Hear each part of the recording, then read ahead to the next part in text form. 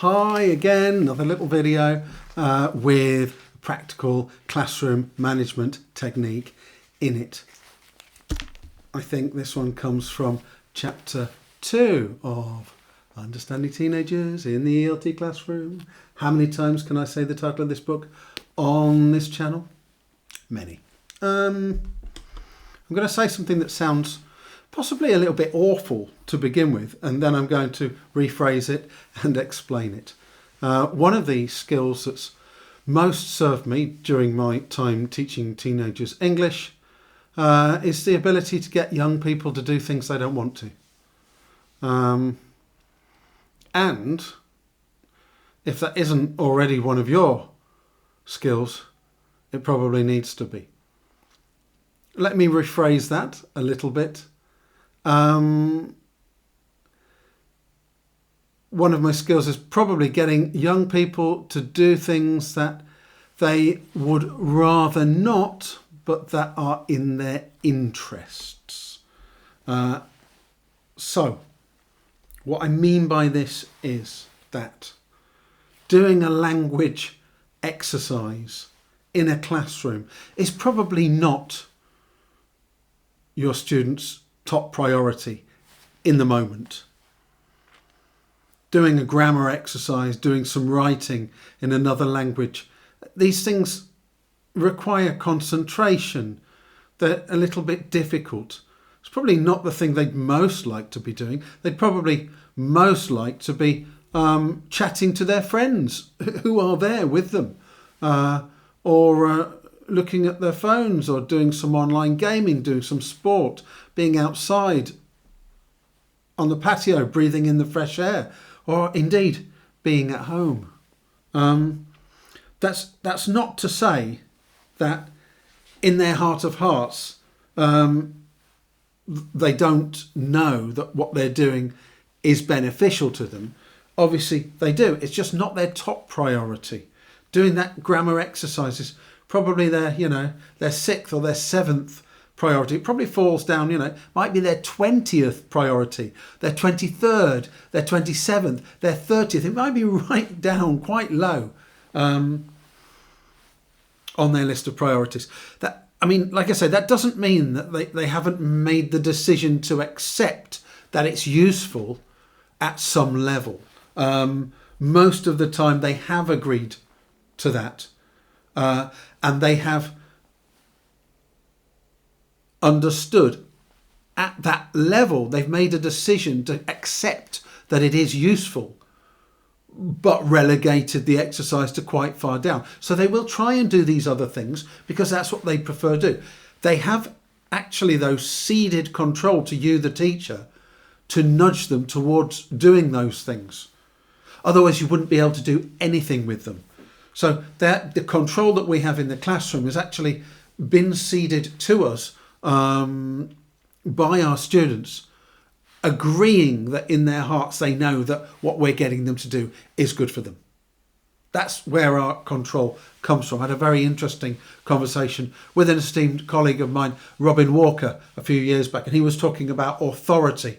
And in a similar way, he was saying how the teacher's authority actually comes from the students. So if you don't think your students are cooperating, have another look sometimes, because if you can do anything with them, anything at all, you are actually getting cooperation.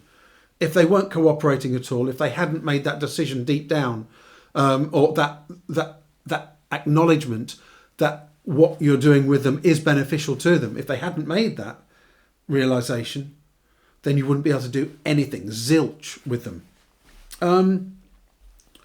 So our job is, by mutual accord really, most of the time with most of our students, to nudge our students into doing something that might be 23rd on their priority list, to nudge them to treat that as if it was maybe 3rd on their priority list and actually do it. That's what a lot of teaching teenagers is about. It's giving little nudges within our remit, within that remit that they've allowed us to push them along. And a lot of the time, that's why it feels like we're teaching against resistance. We are teaching against resistance. And it's tiring. It's kind of like swimming against the current sometimes. But it is a resistance that's kind of, it's kind of understood by mutual accord that that's going to be there. That's why most teenagers, sooner or later, are going, yeah, okay. And they'll get on with it. They know deep down. What is very useful in this endeavour is to be able to reframe those little nudges, reframe our requests, ask them to do things in a variety of ways. And one of the classic small techniques that I have used for decades is just to give students two options. So say we're trying to nudge two students to finish an exercise, they're maybe writing a dialogue, for example. It's like, guys, I can see you're not actually getting that done, together. I know you're just chatting. I know you're finding it hard. So you can either continue working together, but crack on so that I can see, or you can, but then actually perform the dialogue for me at the end of the class so I can see you've done it, or change partners and you work over here with different partners that I think you'll probably work with more effectively. X or Y, two options. Or, hey, you can either sit, I know it's not working for you over there, you can either sit over here or over here. We give them two options, they choose one of them. I remember years back reading a piece by Slavoj Žižek, the Slovenian philosopher, about the myth of the liberal choice. That liberalism gives us two options, but it's already chosen both those options. So whichever we go for, there's a kind of false sense of freedom.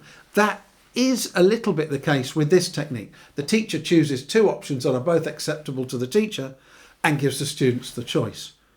Normally, they won't go for what Žižek calls the radical choice, which is to go for a third option, to identify a third option. They normally, if you give people two options, they normally go for one of the options. Is that manipulation? Not really. I mean, it's a little bit tricksy, but it tends to work. The other thing I would say, in a slightly less sort of cynical interpretation of that, is no two options are totally the same or equal. So if you give a team two options, you can say, you can do this or you can do this. You decide, it's all the same to me, but you decide which of those two options is the most beneficial to you. Then they can quickly think which they would prefer, which is more advantageous to them, which is more, appealing in the moment. And they go, so you have given them a little bit of freedom. You have given them a little bit of wiggle room, as it were. That's the technique. It's a very simple technique, but it can be quite effective. In terms of manipulating our students and tricking them, I'm very open about what I do with my students. I remember a couple of years back, I had this book. It was sat on the table in my classroom.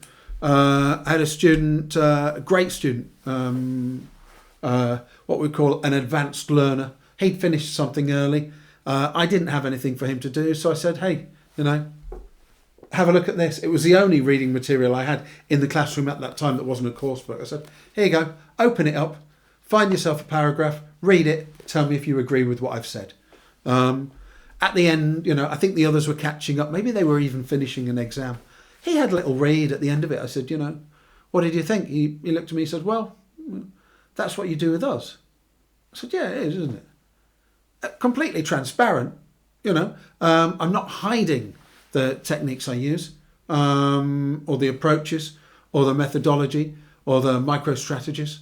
I'm quite open with my students about what I'm doing and the freedoms I'm giving them, but I don't necessarily always go into depth about the strategies I'm using. I don't always want them to be expert users of my systems, because my systems are my systems, teacher decisions.